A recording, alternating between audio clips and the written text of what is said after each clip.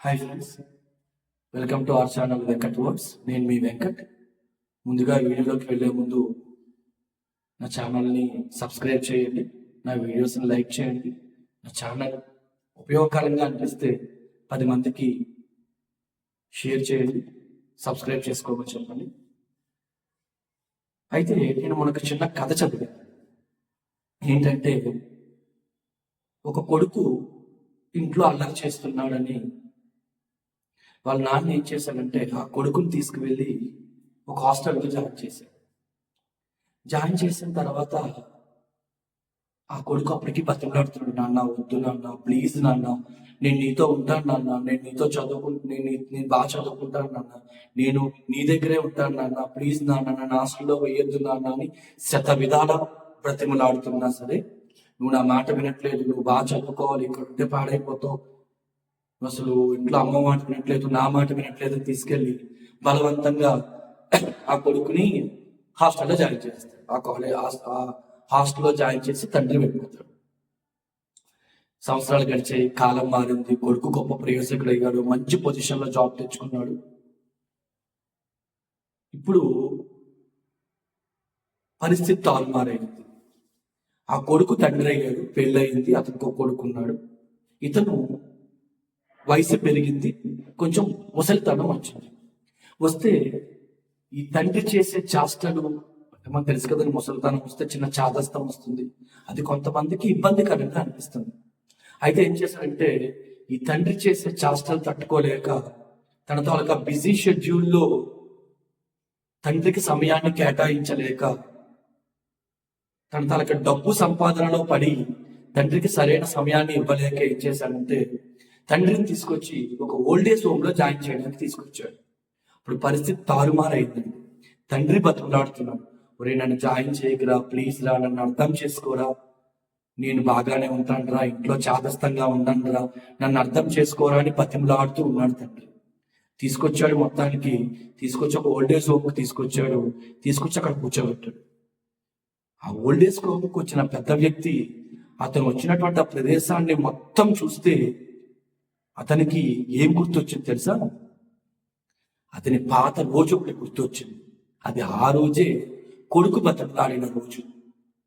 నాన్న ప్లీజ్ నాన్న, నన్ను హాస్టల్లో జాయిన్ చేయకున్నా అన్న అని వినకుండా తండ్రి బలవంతంగా కొడుకు తీసుకెళ్లి హాస్టల్లో జాయిన్ చేశాడు. సీన్ కట్ చేస్తే అదే మళ్ళీ అలాంటి రోజు తండ్రి జీవితంలో వచ్చింది. తండ్రి కొడుకుని బతిమలాడుతున్నాడు, వద్దురా, ప్లీజ్ రా, నన్ను ఓల్డేజ్ హోమ్లో జాయిన్ చేయకురా, నేను నీ దగ్గరే ఉంటానని. అయినా కొడుకు వినట్లేదు. ఇక్కడ గుర్తుపెట్టుకోవాల్సిన విషయం ఏంటో తెలుసా? తండ్రి ఏ హాస్టల్లో అయితే కొడుకుని జాయిన్ చేశాడో ఇప్పుడు ఆ హాస్టల్ బిల్డింగే ఓల్డేజ్ హోమ్ కింద మారిపోయింది. అంటే తండ్రి కొడుకుని తండ్రి ప్రేమ నుంచి ఎలాగైతే దూరంగా పెట్టి హాస్టల్లో జాయిన్ చేశాడో అదే హాస్టల్లో అదే బిల్డింగ్ లో కొడుకు తన తండ్రిని కొడుకు ప్రేమ నుంచి దూరం చేసి హాస్టల్లో జాయిన్ చేశాడు. ఇది ఆ స్టోరీ తాలూకా సారాంశం. అయితే ఇందులో ఎందుకు ఇలా అవుతోంది అంటే, నేను చెప్పినట్టుగా చదువునతో మనం ఏం చేస్తున్నామంటే పిల్లల్ని హాస్టల్స్ లో జాయిన్ చేస్తున్నాం. ఇలా జాయిన్ చేయడం వల్ల తల్లిదండ్రులకి పిల్లలకి మధ్య ఉండే ఒక ర్యాపో మిస్ అవుతుంది. ఇప్పటికీ ఎప్పుడైనా మా నాన్నమ్మ గారు అంటే ఆవిడ రీసెంట్గా చనిపోయారు. మా నాన్నమ్మ గారు ఎప్పుడైనా నేను ఏమైనా కోపపడితే నాకు ఇప్పటికీ కూడా చనిపోయే ముందు వరకు ఒక పద్యం చెప్పేవారు. తన కోపమే తన శత్రువు, తన శాంతమే తనకు రక్ష, దయ చుట్టంబో, సంతోషమే స్వర్గమనుచు, తన దుఃఖమే నరకమనుగు, తథ్యము సుమతి అని వచ్చినట్టు పద్యం చెప్పేవారు. తల్లిదండ్రులు నాయనమ్మ తాతయ్య కానీ అమ్మమ్మ తాతయ్య కానీ కంబైన్డ్ ఫ్యామిలీస్ లో మనం ఉన్నప్పుడు రాత్రి పడుకునే ముందు మనవలు మనవరాళ్ళు అమ్మమ్మ తాతయ్య దగ్గర పడుకుంటే ఒక మంచి నీతి కథలు, ఒక మంచి నీతి వాక్యాలు చెప్పి, నీతి పద్యాలు చెప్పి పిల్లల్లో ఒక మోరల్ వాల్యూస్ని పెంచావు. కానీ ఇప్పుడు అది లేదు. మోరల్ వాల్యూస్ చెప్పేవారు, మంచి నీతి పద్యాలు చెప్పేవారు, మంచి మాటలు చెప్పేవారు. కానీ ఇప్పుడు కంబైన్డ్ ఫ్యామిలీస్ లేవు. వృత్తి రీత్యా, బాధ్యతల రీత్యా ఎవరికి వాళ్ళు సపరేట్గా ఉంటున్నారు. ఫ్రెండ్స్, నాకు ఫాదర్ లేరు, మదర్ లేరు, నాకు తల్లిదండ్రులు ఇద్దరు లేరు. నాకు ఆ విలువ ఏంటో తెలుసు. అంటే భగవంతుడు ఎంత చిత్రమైన వాడంటే, మనము ఏదైతే ఇచ్చామో భవిష్యత్తు అది మనకు తిరిగి వస్తుంది అని ఇప్పుడు చెప్తుంటారు మన పెద్దలు. ఆ తండ్రి కొడుక్కి తండ్రి ప్రేమ నుంచి దూరం చేశాడు, హాస్టల్లో వేశాడు. అదే కొడుకు ఇప్పుడు కొడుకు ప్రేమ నుంచి తండ్రిని దూరం చేసి ఓల్డేజ్ హోమ్లో వేయడం జరిగింది. ఫ్రెండ్స్, మన జీవితంలో ఎప్పుడు కూడా 5గురికి రెస్పాన్సిబిలిటీగా ఉండాలని చెప్తుంది. ఆ 5గురు ఎవరంటే, 1 తల్లిదండ్రులు, 2 ఉపాధ్యాయుడు, 3 స్నేహితుడు, 3 గురువు. మొదటిది తల్లిదండ్రులు, రెండోది ఉపాధ్యాయుడు, మూడోది స్నేహితుడు, 4వది జీవిత భాగస్వామి. 4గురికి మనం ఎప్పుడు రెస్పాన్సిబిలిటీగా ఉండాలి. 5వది వైద్యుడు. ఏంటి 5గురికి మన జీవితంతో ఉన్న సంబంధం ఏంటి? 5గురికి మన జీవితంతో చాలా చాలా చాలా సంబంధం ఉంది. ఏంటి ఆ సంబంధం అంటే, తల్లిదండ్రులు మన ఈ భూమి మీద రావడానికి వాళ్ళే కారణం. మనకి ఒక జన్మనిస్తారు.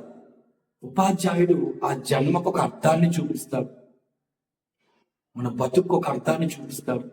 ఏం చేస్తే బాగుంటుంది, ఎలా ఉంటే బాగుంటుందని ఒక సరైనటువంటి మార్గదర్శకత్వాన్ని చూపించి ఒక మంచి దారిలో మనం నడిచేలా చేస్తాడు. 3వది వైద్యుడు. మన జీవితం, మన ఆరోగ్యం కష్టంలో ఉన్నప్పుడు సరైన మందుల ద్వారా మళ్ళీ మన ఆరోగ్యాన్ని ఒక మంచి మార్గంలో మన ఆరోగ్యాన్ని ఒక ఆరోగ్యకరమైన రీతిలో తీసుకెళ్తాడు. 4వది స్నేహితుడు. A friend in need is a friend in deed.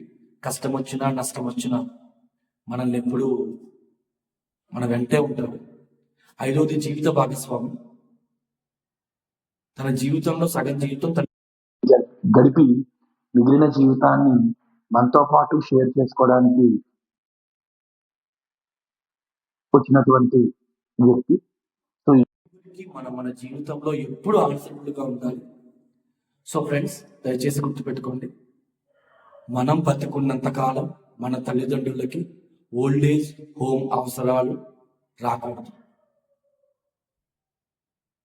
ఒక బిడ్డగా నీ తల్లిదండ్రుల యోగక్షేమాలనే ముఖ్యం. జీవితంలో దేన్నైనా తల్లిదండ్రుల కోసం వదిలేయండి, కానీ దేనికోసమైనా తల్లిదండ్రులను దయచేసి వదిలేయొద్దు. మీరు వాళ్ళకి నగలు, నట్టలు, బిల్డింగ్లు, బంగ్లాలు కొనివ్వకండి. వాళ్ళ కన్నీటిని తుడిచే చెయ్యి మీద అవ్వాలి తప్ప వాళ్ళ కళ్ళ నుంచి జారే ఏ కన్నీటి చుక్కకు మీరు కారణం కాకూడదు. అలా కారణం అయిన రోజు ఒక బిడ్డగా, ఒక కొడుకుగా, ఒక కూతురిగా మనం 100% ఫెయిల్ అయినట్టే. Thank you very much. ఈ వీడియో నచ్చితే నా ఛానల్ సబ్స్క్రైబ్ చేసి లైక్ చేయండి.